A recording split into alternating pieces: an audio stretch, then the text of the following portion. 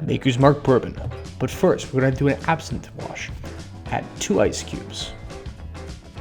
And of course, either a quarter ounce or a half an ounce of absinthe, depending on the size of your glass, and a teaspoon of sugar to help the medicine go down. We're then going to spin that around and around and around again to get it all over that rocks glass. Then you're going to take 2 ounces of Maker's Mark bourbon and shove it into the already ice-filled cocktail shaker. Then we're going to take an ounce of Cointreau. After sniffing it, of course, because orange liqueur smells fantastic.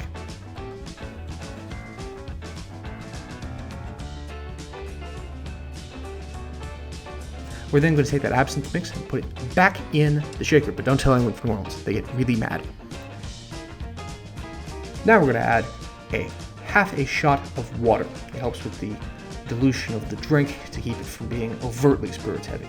We're then going to add 4 dashes of Pouchard's bitters, and then optionally we can add 2 dashes of molasses bitters. I think the flavor combination does this drink justice. We're then going to shake it on up. Now we're going to make ourselves a lemon peel for our garnish. We peel our lemon, we give her a twist, we stick it, we put it aside. We'll need it later, but not right now.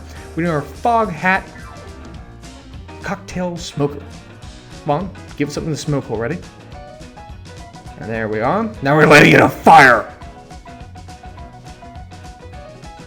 And once you burn down the Bayou, make sure the smoky goodness is well contained in there. You need a nice seal. And eventually snuff your fire out so you don't burn down the whole place. Now quickly put the garnish in, and bottoms up.